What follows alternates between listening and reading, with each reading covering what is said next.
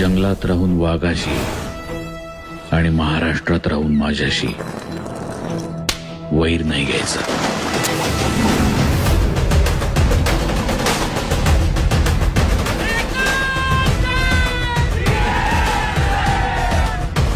असा हा धर्मवीर, असा हा धर्मवीर।